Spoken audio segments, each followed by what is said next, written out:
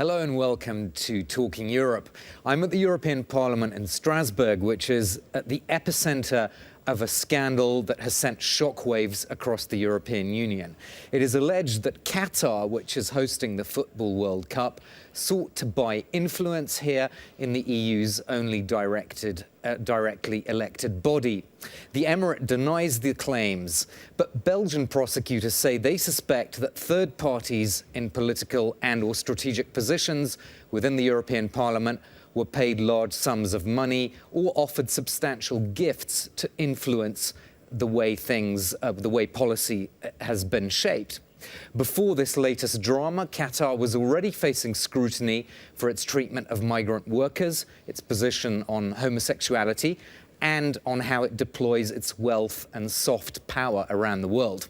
My guest today is one of those MEPs arguing for an overhaul of how things are done in the EU when it comes to these issues. Daniel Freund is a prominent legislator here. He's a member of the group of the Greens, and one of the committees that he sits on has to do with foreign interference in the democratic processes of the EU.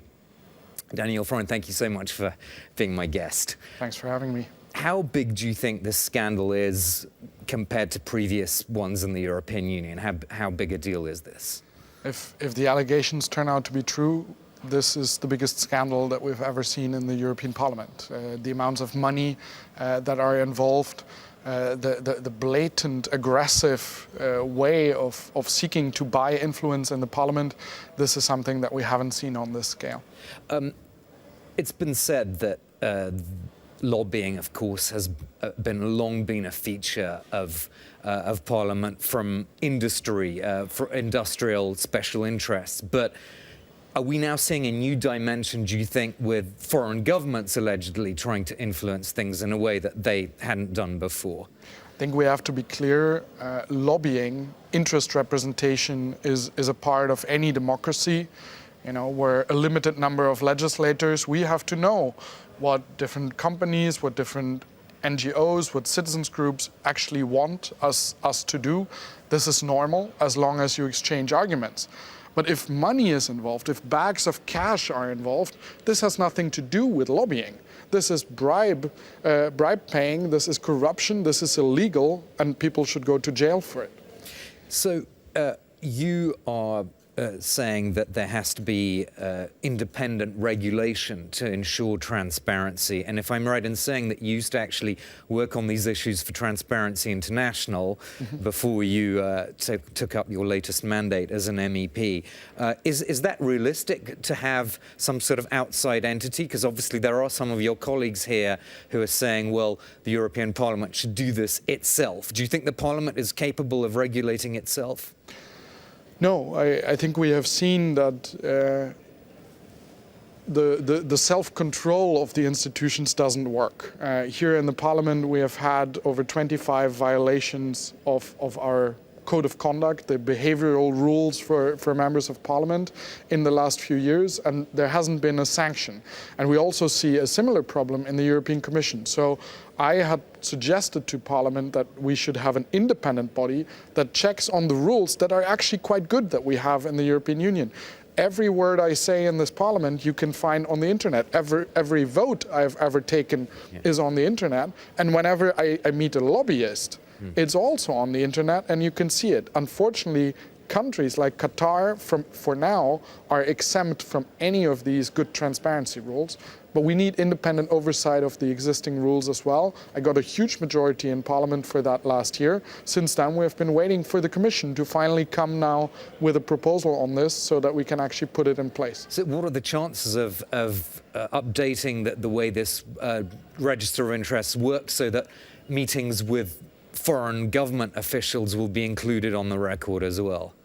Well, I hope that given the scandal at hand, we notice that, you know, and Qatar is not alone. We've seen other countries seeking to influence and also unduly influence with lots of money the decisions taken here in the European Parliament, and that we make this more transparent and that we change the rules accordingly. Are there any countries that you have evidence of lobbying here that you would be willing to mention or not? Yeah, I mean, we had the whole caviar diplomacy case where Azerbaijan, with about 3 billion euros, bought lots of politicians all across Europe, particularly in the Council of Europe. But also there were luxury invitations for members of the European Parliament as well. So we have seen Azerbaijan. We have just a couple of weeks ago, we had American intelligence saying that $300 million have been spent by Russia to undermine democracy in Europe in recent months. So there is lots of dictators with large sums of cash that want to influence what we do in the EU institutions, and we need to adequately protect European democracy. I was speaking to one of your colleagues earlier, and she made a good point that transparency is a double-edged sword, because obviously not all outside actors are malign, they're not all bad, and there are some very legitimate entities or organizations that if they know that all their details are going to be logged into a public record, they might say, well, we don't want to take part in the meeting in that case because it's not going to be good for us further down the line. How much of a problem is that, do you think? I don't think it's a problem at all, because there are good and legitimate exceptions why certain meetings should not appear. If you meet whistleblowers, if you meet human rights defenders from Iran, that if their names appear in a public register, they get into trouble back home.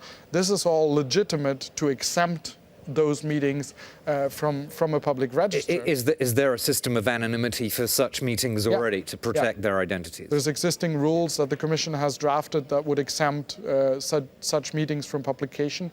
You can also, for such meetings, for example, anonymize the people that were there, or you can slightly delay publication if that helps, and just publish a couple of weeks after the meeting has actually taken place.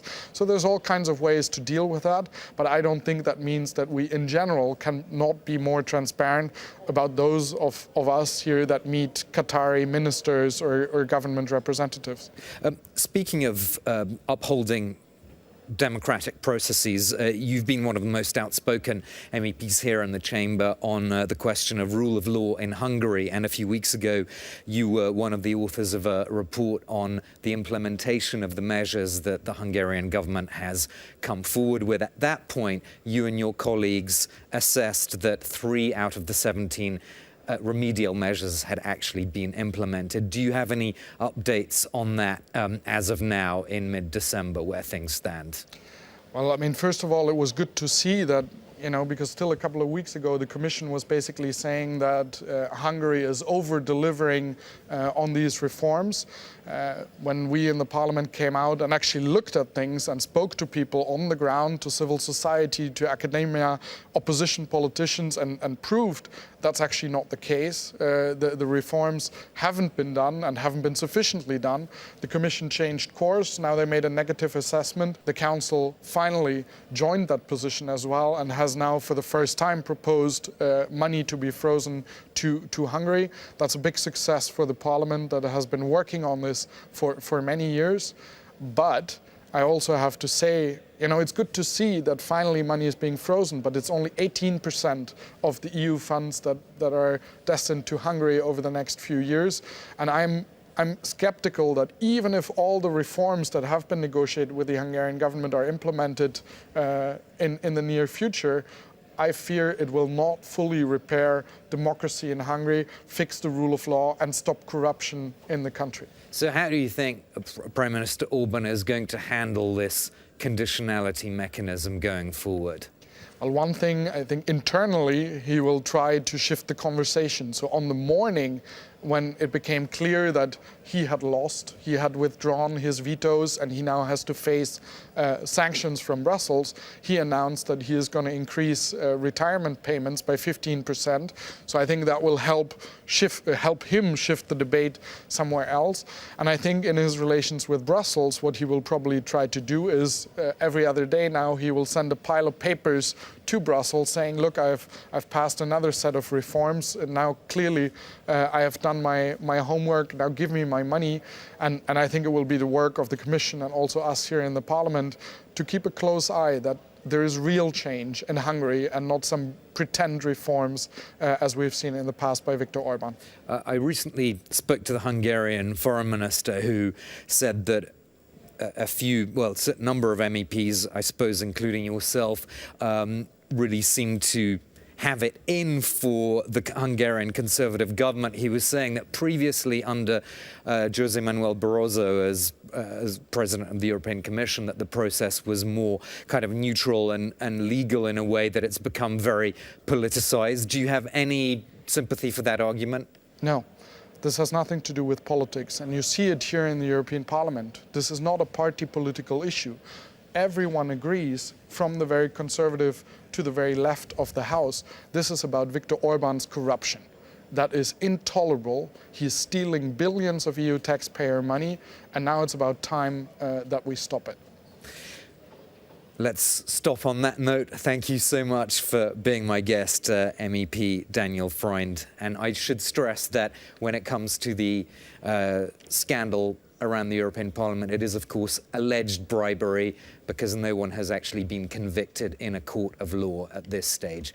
I'll be back just after the news bulletin with part 2 of Talking Europe, so do join us in a few minutes, and thanks for watching this part.